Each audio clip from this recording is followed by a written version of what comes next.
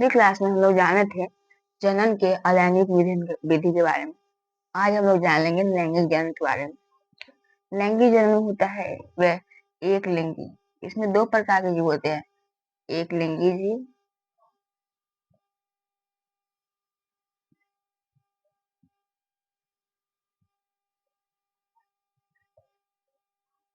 दूसरा आता है द्विलिंगी जीव।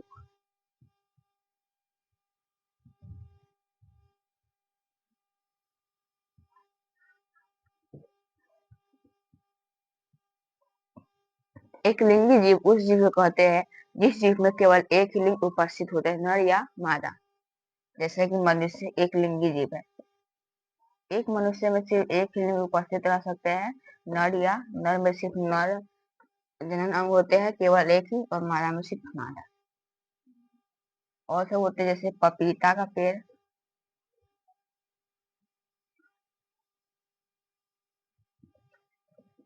पपीता में केवल एक ही लिंग उपस्थित होते हैं, नर या फिर मादा।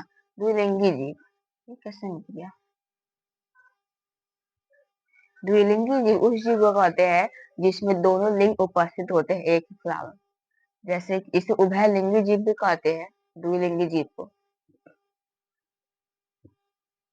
जैसे कि आप लोग देखेंगे धतूर का पेड़, धतूर जो फूल होता है, जो मतलब पेड़ पौधे में जनन का मुख्य कार्य करते हैं वो फूल करते हैं। तो एक फूल का पादप में जो जनन होता है वो अगली क्लास में हम लोग जानेंगे। पहले तो धतूर का जो पेड़ है वो क्या है, द्विलिंगी जीव है। और जैसे कि चारा, इसमें दो शीश होते हैं, एक नर का और एक मादा का। जैसे आज हम जाने जनन, लैंगिक जनन, इसके भी दो जीव लैंगिक जनन में दो जीव होते हैं, एक लिंगी जीव, द्विलिंगी जीव। धतूर का पेड़, चारा, और यह मनुष्य होता है, पपीता होता है, और फिर इसमें होता है अड़हुल का फूल।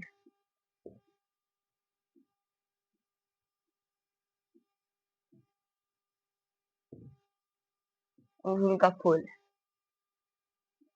ये होता है अलैंगिक जनन के माने। तो जनन तो होता है पहले पादपों में और फिर मनुष्य में या फिर जानवरों में। तो अगली क्लास में हम लोग जानेंगे पादपों में जनन कैसे होता है। थोड़ा सा जान लेते हैं पादपों में जनन है वो फ्लावर के बारे में। फ्लावर्स होता है जिसका मुख्य जनन अंग है। फ्लावर आता है ऐसे, उसमें आता है एक पराग कोश, उससे निकलता है पराग कण, और होता है वर्ती पराग कोश है जो कण, इसका जो पूरा है वो पुंकेसर का भाग यानी पुरुष जनन अंग। एक ही फ्लावर दोनों मतलब दोनों जनन अंग उपस्थित होते हैं एक ही फ्लावर में, नर और मादा दोनों। दूसरा में होता है वर्तिका और वर्तिकाग्र, ये सब मिलकर एक फिर अंडाशय से वर्तिका जुड़ा रहता है जिसमें अंडाशय उपस्थित रहते हैं। निषेचन की प्रक्रिया होकर अगर अंडाशय पूर्ण विकसित होता है तो फल बन जाता है या फिर बीजांड बनकर बीज बन जाता है, और बीज से फिर नया पेड़ उगता है। तो ऐसे ही पेड़ अपना अस्तित्व बनाए रखते हैं। तो आज के लिए इतना ही, और विशेष बातों में जनन हम अगली क्लास में जानेंगे।